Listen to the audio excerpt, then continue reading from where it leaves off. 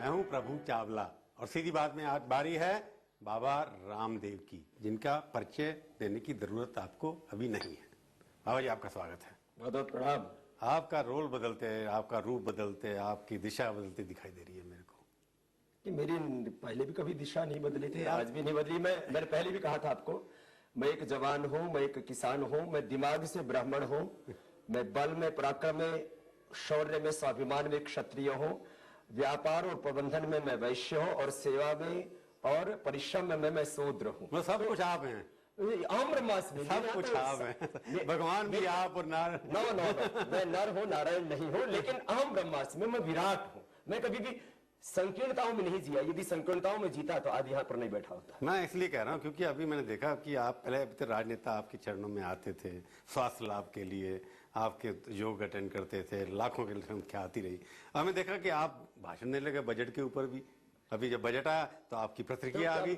योग गुरु की प्रतिक्रिया इसमें क्यों आती है भाई? क्या मेरे से टैक्स नहीं लेते गवर्नमेंट? हमारे भी इंस्टीट्यूट से टैक्स लिया जाता है। और ये जो पैसा है सरकारों के पास में, क्या नेता कमाते हैं? इसे देश की मेहनत की, पसीने की कमाई का वो पैसा होता है। तो आखिर वो देश के पैसे का क्या हाल होना चाहिए? क्या इसके ऊपर मुझे बोलने का हक नहीं? मेरा संवैधानिक अधिकार है। नहीं, आपने जो कहा कि ये बजट जो है ठीक नहीं है, ये दूसरे किसानों के लिए किया गया है, ये सब योग गुरु की जो है प्रवृत्ति में फिट बैठता है। गुरु जी, इस बात को समझना होगा, पहले भी हमारी जो राज सत्ता होती थी वो धर्म सत्ता के मूल्य और आदर्शों के अनुरूप चला करती थी। लेकिन ये एक भ्रम हुआ इस देश के अंदर। 200 वर्ष अंग्रेजों ने इस देश के अंदर राज किया। 1757 से 1857 तक ईस्ट इंडिया कंपनी ने, और 1858 से लेकर के 1947 तक, करीब ये 200 वर्षों तक जो हमारी जो विदेशी हुकूमत है जो इस देश के अंदर काम करती थी, वही यदि आज की हुकूमत यदि काम करती है तो मैं समझता हूं कि वह आजादी का अर्थ ही कहीं खो जाता है। उस समय ये सरकारें 10% जो है जनता की भलाई के लिए खर्च करती थी, 90% अपने लिए। आज भी यदि वही इस देश में होता है और जो है किसानों के नाम से 60,000 करोड़ रुपए हम दे रहे हैं, ऐसा कह करके इस देश के लोगों को मैं कहता हूं कि जो 4 करोड़ लोगों को फायदा पहुंचाए ऐसा करके, तो क्या 78 करोड़ जो लोग इस देश में कृषि पर आधारित अपने जीवन गुजारते हैं, क्या उनका भला नहीं हो सकता? नहीं, आपने एक शब्द का प्रयोग किया कि विदेश सरकार जो थी, अब ये सरकार स्वतंत्रता तो मिल गई पर विदेशी प्रवृत्ति वही की वही है। आपको लगता है कि ये सरकार तो देसी है पर प्रवृत्ति विदेशी है? हर महीने में आप देखेंगे, आप कानून की व्यवस्था ले लीजिए, 34,735 कानून अंग्रेजों के जमाने में बने थे, आज वैसे ही चल रहे हैं।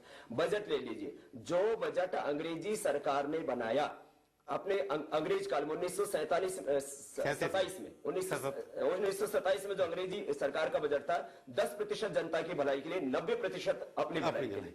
आज की सरकार ने भी क्या किया है? आप ये समझो कि 60,000 करोड़ भी दे देते, कितना हुआ? 7.5 लाख करोड़ रुपए का हमारा टोटल बजट, 7,50,883 करोड़ का।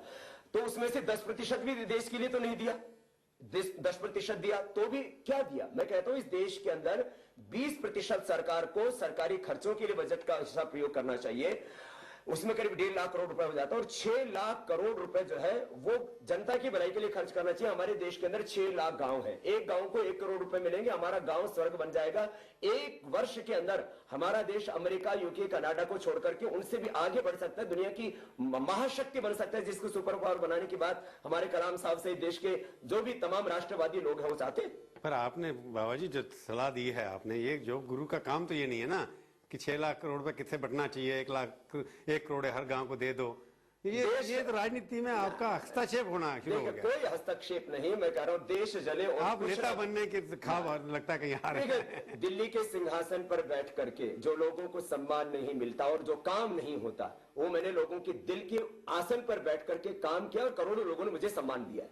नहीं, इस तरह की भाषा अगर योग गुरु करने लग जाए, कि कमेंट करने लग जाए कि ये बजट जो है देश हित में नहीं है, आम जनता के हित में, ऐसा नहीं कहा। मैंने कहा आम जनता के हित में नहीं, आप मैंने कहा कि 4 करोड़ लोगों के हित में हुआ। यदि 78 करोड़ लोग, जो जिन लोगों को बेचारे करीब 40 करोड़ लोग तो उनमें ऐसे हैं जिनको सिंचाई का पानी उपलब्ध नहीं होता, वर्षा के जल पर निर्भर रहते हैं।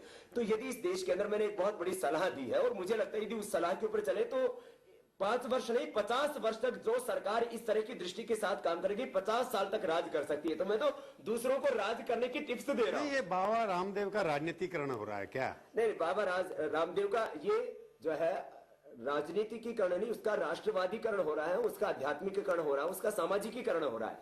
तो सामाजिक सरोकार है मेरे, इस समाज ने, देश के लोगों ने मुझे बड़ा बनाया है। मैं तो एक गरीब माँ बाप के घर में पैदा हुआ, अनपढ़ माँ बाप के घर में पैदा हुआ, और इस बार तो आप लोगों ने, इंडिया टुडे ने मुझे जो है देश के 50 जो है बड़ी हस्तियों के अंदर शुमार कर दिया। तो मेरी ताकत आखिर कौन है? मेरी ताकत इस देश के लोग है। मेरे पास तो 1 इंच जमीन नहीं, 1 रुपए बैंक बैलेंस नहीं। आपने मुझे बड़ा क्यों माना? इसलिए बड़ा माना कि इस देश के लोगों ने मुझे बड़ा बनाया। तो देश के लोगों आपको बड़ा इसे मांगा कि आप योग दृष्टि से लोगों को योग दिखाते थे, स्वास्थ्य सिखाते थे, आपने कम्युनिस्ट से लड़ाई की, इसलिए नहीं बड़ा बनाया कि आपके पास पैसा है या जमीन है। मेरे पास नहीं है जमीन। इस देश के लोग मेरी ताकत है। 100 करोड़ लोग जो है कई कमो बेस मेरे बारे में जानते और मेरे काम से खुश हैं। बाबा जी, आप भाषण तो दे रहे हैं उसके ऊपर, बजट में क्या होना चाहिए क्या नहीं होना चाहिए, कोई आपके पास कोई अपना भी कोई है तरह सोल्यूशन? क्रिटिसाइज करना तो आसान है। देखिए, मैंने एक योजना बनाई है, स्वास्थ्य और समृद्धि का मंत्र। ये जो करीब 5 लाख करोड़ रुपए दवाओं में बह रहा है, स्वास्थ्य तो आपने दे दिया लोगों को, समृद्धि का भी मंत्र उसमें साथ में जुड़ जाता है। मेरा संकल्प एक भी व्यक्ति की मौत गरीबी और भूख से ना हो, तो उसमें बीमारी और भूख से ना हो।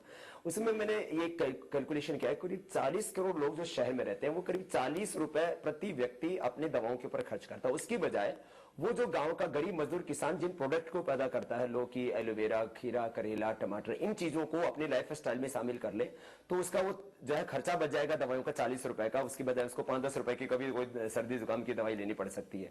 और वो 40 करोड़ लोग यदि 10 रुपए रोज का जो है अपने इन उत्पादों पर खर्च करते हैं, जिनको गरीब मजदूर गाँव का किसान पैदा करता है, खीरा, करेला, टमाटर, लौकी, आंवला, उनको यदि वो हम खिलाएंगे लोगों को, खाने भी लग गए, तो इससे 1 महीने के अंदर करीब जो है 1200 करोड़ रुपए और 1 साल के अंदर 1,40,000 करोड़ रुपए गांव की तरफ जाएगा। ये गांव के आदमी को सीधा लाभ मिलेगा और ये एक बहुत बड़ी बात होगी और एक लोगों की जीवन शैली में, लोगों के विचार में, सोच में परिवर्तन होगा और दवाओं के नाम पर जो देश का दोहन हो रहा था वो रुकेगा और मुझे लगता है इससे देश जागरूक बनेगा। और अभी हम 1 लाख शिक्षक बना रहे हैं अगले साल, हम 2009 में यहाँ पर, तो हर 10,000 आदमियों पर हमारा एक शिक्षक तैयार हो जाएगा।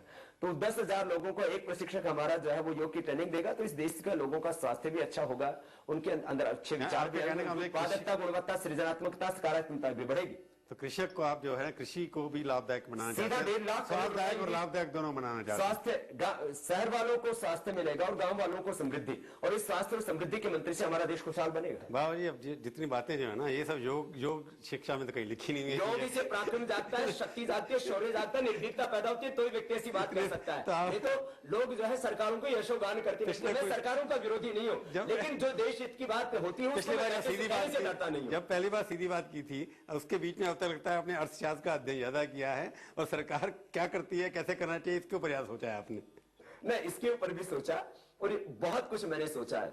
इस देश का 5 लाख करोड़ रुपए कुल बजट का यदि हम देखें, यदि सरकार, क्योंकि 97% हमारे प्राइवेट सेक्टर से खर्च होता है स्वास्थ्य सेवा पर, 5 लाख करोड़ रुपए खर्च करने के बावजूद भी देश के करीब जो है 40 करोड़ लोग जो है वो 40 करोड़ लोग स्वास्थ्य सेवाओं का लाभ ले पाते हैं। 84 करोड़ लोग फिर भी बच जाते हैं। लोग तो 84 आसन सिखाते थे।